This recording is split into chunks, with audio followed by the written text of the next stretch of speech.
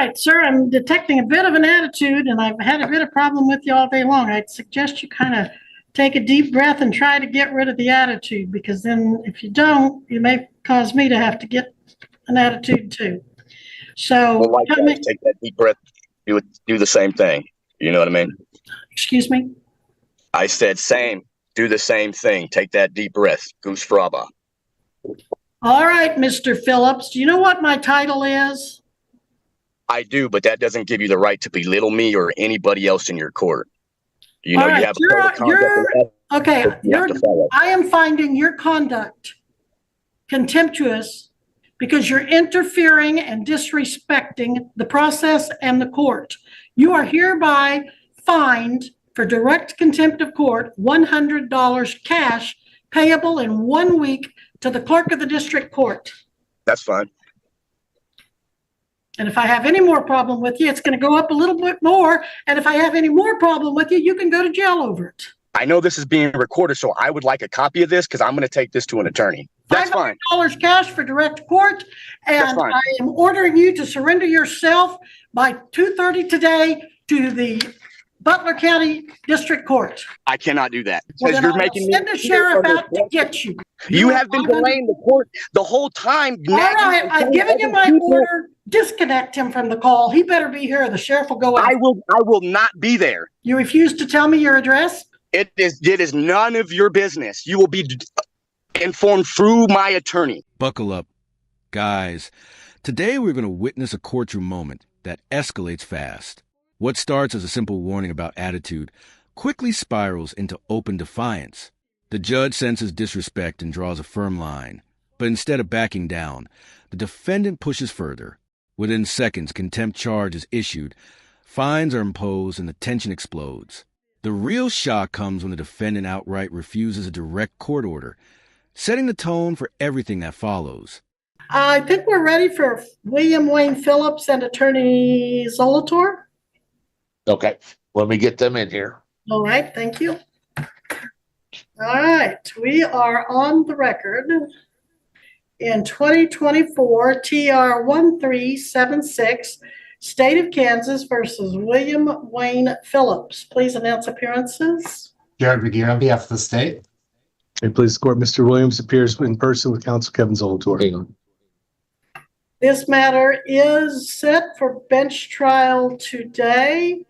And Mr. Regier, I see, has subpoenaed Trooper Andrew Lieber, who has been with us since 1:30. Now then, Mr. Zolator, does your client still wish to exercise his right to a trial? No, Your Honor, we're requesting a continuance. And for what reason? We were just recently retained, I think, a few weeks ago. Well, this case originated with some kind of traffic stop May 21st of 2024. The defendant had first appearance August 14th of 24. He appeared before Judge Rickey in custody September 11th, 24. He appeared before Judge Lee September 20th, 2024. Each time, this time he requested a continuance and the Chief Judge Rickey denied it. No, I'm sorry. Judge Lee denied it and set it for bench trial today before me. That was September 20th, the trial was set. The defendant told me back on August 14th he was hiring an attorney, which he has. And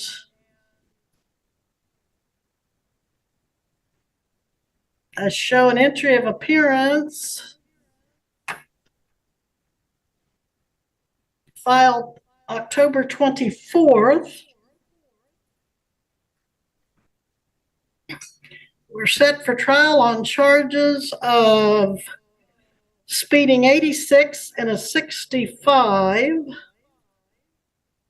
We are also set for trial. Let me look at the amended complaint filed August 1st, see if there's anything still remaining. Count 2, driving while suspended after a prior conviction, a Class A misdemeanor. Mr. Regier, your response?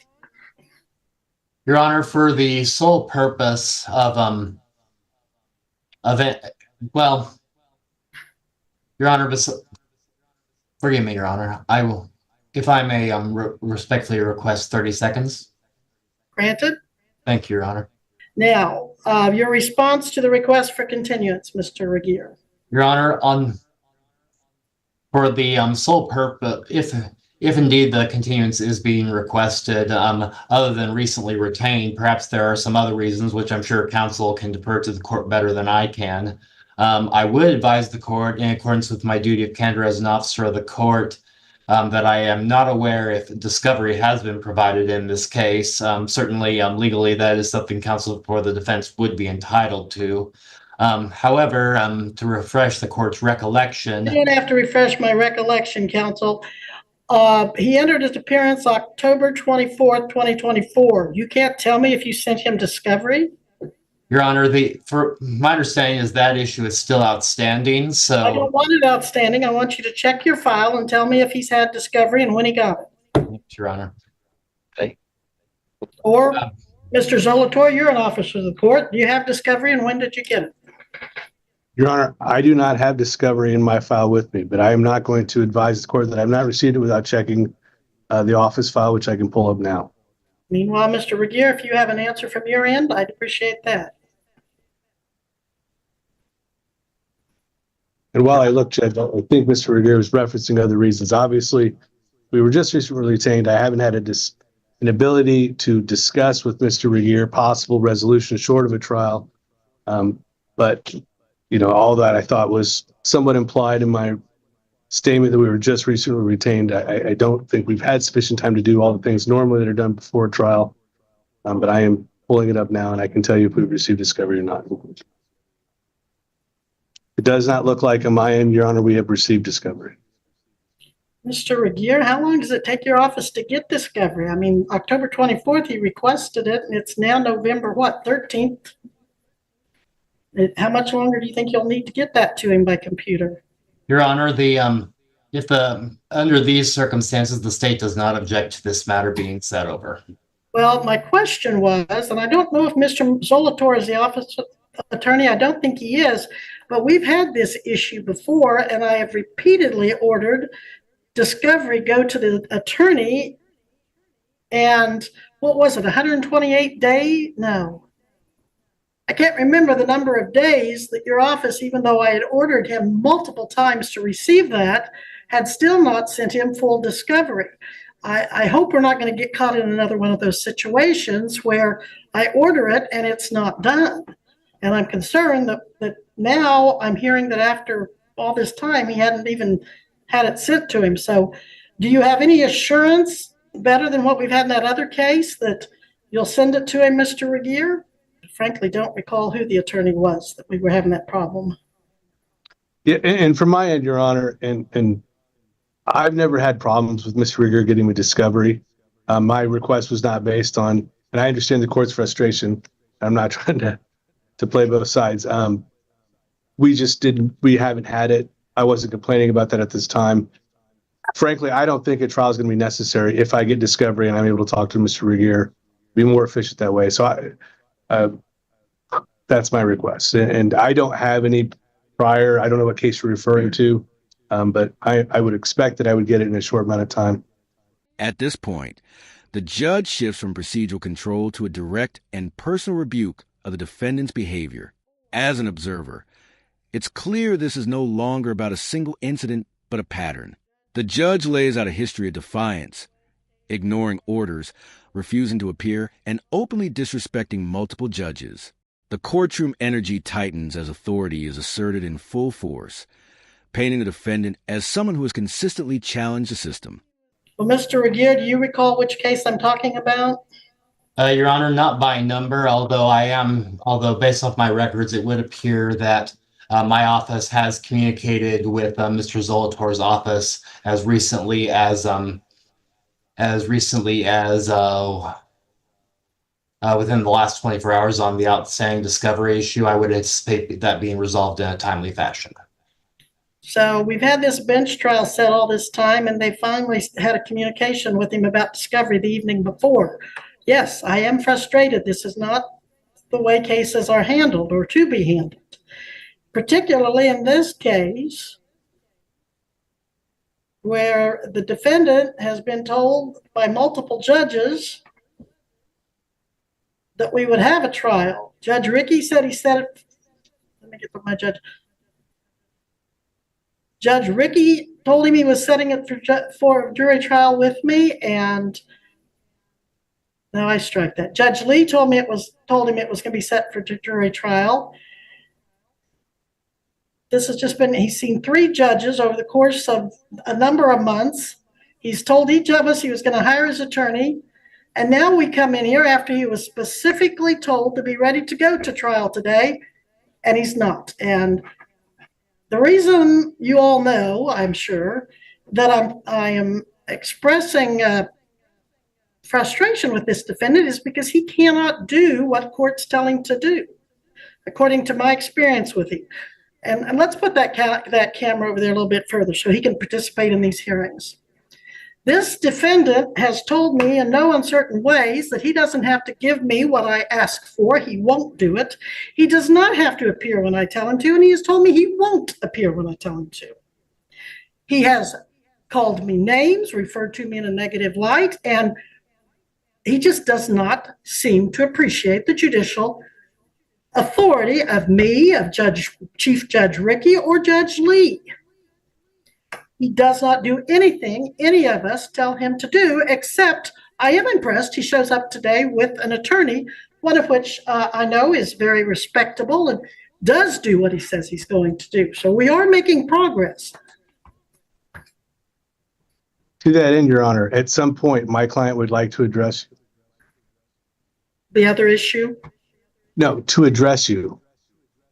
All right. Well, at this time, I will grant the continuance at the defendant's request, but it's going to be the only trial continuance because I feel like this defendant has just been trampling over the judicial system for months now, just literally trampling over it. And I don't know, Mr. Zolator, if you've seen the videos from earlier hearings, but if you haven't, you really need to. We have. All right. This case will be continued. When's our next bench trial? Or does he want a jury trial? I have a jury trial in February. Your Honor, I haven't discussed that with him. I am representing to the court that I do not think a trial will be necessary. If I must elect, I will have to go with a jury trial at this time because I have not talked to him about waiving his constitutional right, which I think is guaranteed because it's a Class A misdemeanor, not a Class B. If we set this for a status, I think we can probably get this resolved. I can't guarantee that. If you don't want to do that, I would request the jury trial set in February. I will set it for jury trial, but you'll need, of course, make the written demand and so forth. Because I just don't want to let him, of course, like I said, he's got you now, and you're not prone to play the games that he has. So, all right. When's our next available status conference? Not until January? And I apologize, Your Honor. I'm not available that date either. Okay. But if we can resolve this, I certainly will try to get a plea date before then. Okay. Well, let's set it for pre-trial February 3rd, 2025 at 9 a.m. and that will be by Zoom. The pre-trial will be by Zoom. But of course, the bench trial or the jury trial that I'm setting will be February 5th and 6th, and that will be live at the courthouse. And the defendant, as condition of bond, is ordered to appear both dates and time. He needs to appear at the courthouse. I cannot trust him not to appear at the courthouse. So make sure he's here at least at the courthouse. Then if you want to be with him in person, that's fine too. Okay, so continued on your bond with those conditions. Anything else before we get to the other point at hand? No, that's fine, Your Honor. All right. Now, the defendant was found in contempt multiple times and still wouldn't quit disrespecting and disobeying the court until eventually he was ordered to reappear later the same day in person at 2:30 p.m. He told me he wasn't going to. He wouldn't tell me where he lived, where he worked, blatantly refused to answer any questions of his whereabouts or anything I asked of him. He continued to smoke during the Zoom, even though he'd been told not to. He continued to eat and take an enormous amount of drinks. And he continued to get in and out of his truck and walk around the job site, take his hard hat on, take it off, walk all about, all during other defendants' hearings. And then when his case was called, that's when he started becoming blatantly, verbally disrespectful and telling the court how to do its job and not do its job. Throughout the docket, he was highly disrespectful and disruptive. He would talk over the court. He would make rude, personal, insulting, and disrespectful comments about and to the court. And ultimately, he was found in contempt to the point that he'd earned $500 in fines, and he was told to get that paid within a set time that he did not. He was told to appear later that day at 2:30 in person, which he did not. And then he saw Judge Rickey, Chief Judge David Rickey, on September 11th, and Judge Rickey found that he still had not paid the $500, and he gave him 1 week to get it paid, and in fact, he gave him an OR bond, which would have made it easier for him to pay the contempt within 1 week. He didn't pay it. He saw Judge Lee September 20th. Judge Lee said, well, he'll leave the contempt up to me when he sees me again. But he still hasn't paid it. Once again, he has totally disregarded court orders. So let's first deal with the consequences of his not paying, as multiple courts have ordered him to do. Then I want to address his direct contempt of not appearing when he was told to do later that day of August 14th. Now, whether we address Judge Rickey's orders that he violated, that we may postpone and let Judge Rickey decide if he wants to pursue that or if we want to go after him at a later date. But right now, I want to focus on his contempt of court, where he has not paid the $500. That's another act of contempt, and is not appearing as he told me he wasn't going to do and didn't, even though I ordered it. So let's start with why he hasn't paid, followed by why he didn't follow my order to appear. Counsel? Here, the courtroom takes a deeper turn as the judge methodically recounts the defendant's past conduct, from smoking during proceedings to walking around job sites mid-hearing. Every action is presented as evidence of blatant disregard. The narrative builds into a comprehensive picture of repeated contempt, unpaid fines, and ignored directives. As a third-party viewer, this moment feels less about argument, more about accountability closing in. Well, first, Your Honor, I do know that he would like to apologize to you if you'd allow him to do that. And he doesn't have an explanation that's going to justify his conduct, nor is he going to try to. But I know he wants to apologize. I mean, the money's one thing. He doesn't have a lot of money, but his conduct is something he can't control no matter what. I do, if you allow him the opportunity to address you, I think we'd like to start there if that's okay with Your Honor. Well, normally I appreciate a kind apology, but frankly, I'm not sure it's going to be sincere, and I don't want it unless it's sincere, Mr. Zolator. I sense if he makes an apology, it's going to be because his attorney told him that he needs to do that. Well, Your Honor, I would throw it at your feet, let him apologize, and whether you find it sincere or not, I mean, I can't make that judgment for you. I think you know that, but I'm not trying to speak for you. I'm not sure what else I'm supposed to do other than let him. I mean, I will stand away and let him make his remarks. All right. Go ahead, Mr. Phillips.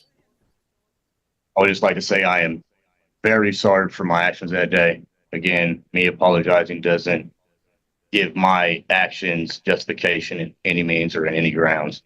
I disrespected you, your court, your officer here, the DA, And I've been under a lot of stress, working out of town, very many hours with very little pay. And there's no excuse for it. I just more bad things happening compiling, and it all came out in the very wrong place, wrong time with the wrong person.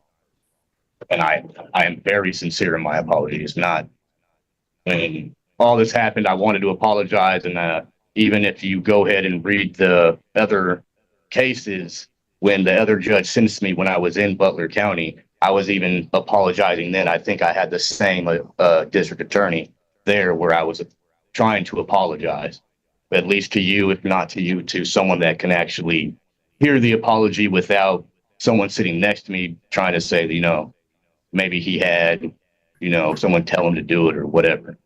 I am very sorry. I mean, my actions are out of line, and there is no excuse for it.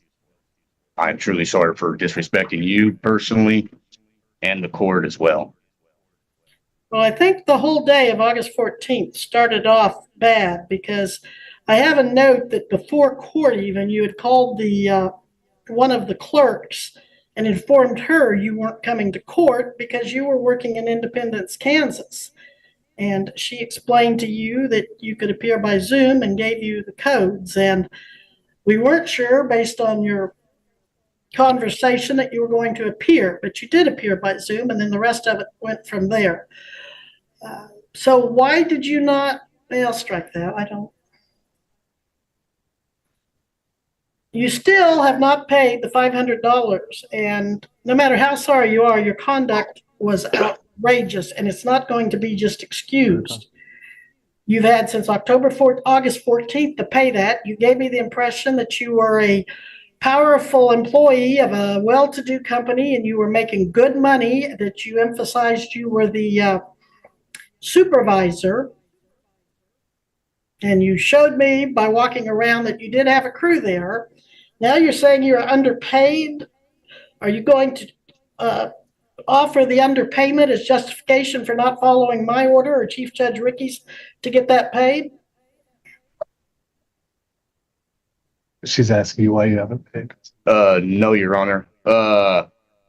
When we were in court that day, you said I had to pay it or do 3 days in jail. And that's the whole reason. I mean, if you go back in the Zoom videos, Was that your understanding? That was my understanding. That was my sincere understanding.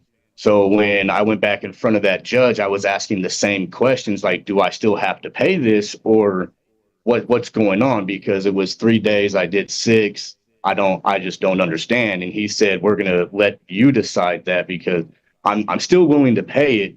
But my understanding. Excuse me, sir, that is what the third judge said. Chief Judge Ricky told you September 11th, you would pay it within 1 week. He didn't give you any jail time. And I don't think I did either, because I told you to be here that day at 2:30. And you didn't show up or pay. So I don't buy that you misunderstood, and that somewhere are you saying you think you paid it because you got arrested and had to serve a little time before the judge saw you? Well, yeah, I thought it was like. So you not only misunderstood me, you misunderstood Chief Judge Ricky when he said you pay that $500 within the week. Is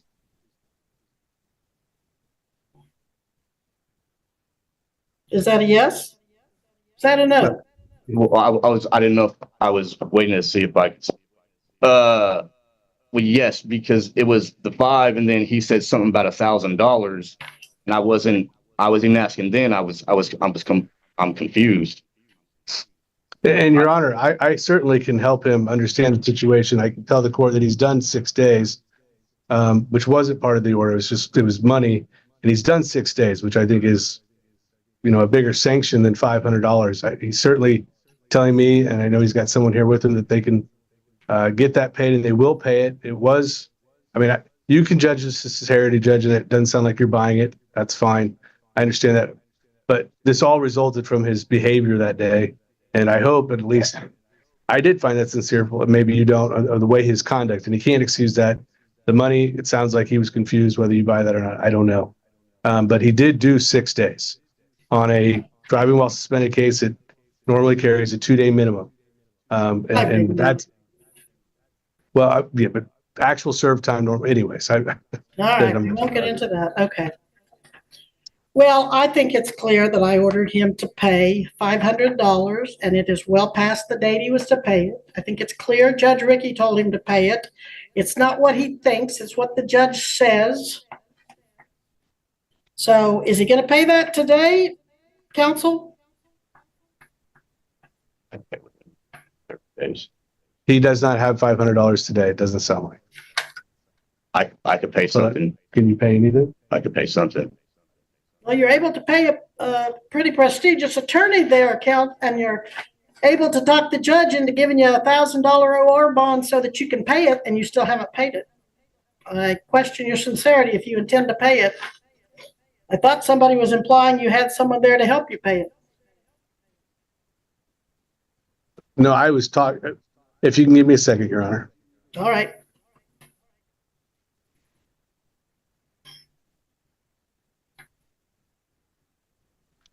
Your Honor, I'm being told they can make a $200 payment today. And the other And then 30? they can pay that within, if you give them 30 days, they'd have the other 300 paid off.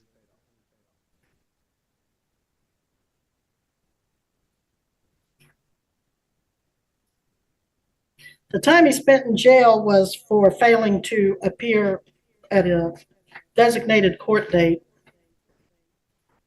It doesn't address necessarily any subsequent contempt.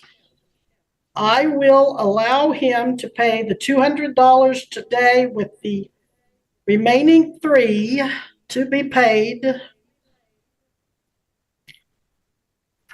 in full by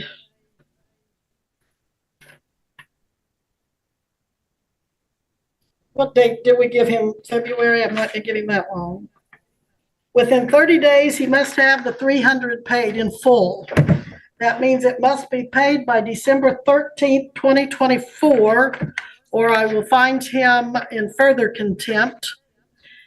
And then I want to address his failure to follow my instructions to appear at the courthouse later that day. I will hold off on that issue until I see how he behaves from this day forward on this case and whether he pays as ordered. And this is the last one. He's going to be doing more contempt jail time if he doesn't get that paid as ordered in 30 days. Understood. Okay. So apparently he will stay out on his $1,000 OR bond that he convinced Judge Ricky to issue if he had that paid within a week. And he didn't. Anything else, counsel, that we need to address? Not for purposes of today's hearing, Your Honor. No, Your Honor. Thank you. All right. Mr. Phillips, are you still employed by that same company? Yes, Your Honor. Yeah, why don't you tell me that since you wouldn't before? Yes, ma'am. The same people that are doing your guys' water system here. Okay. And where are you living now? Oh, stop. You're on YouTube. Is it the same address you put on that OR bond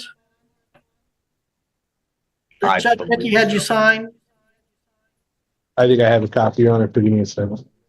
Yeah, it is. It's the same one. Yes. You don't want to. Now, Trooper Lieber, I did not ask you, and you've sat here all this time since 1:30 or before.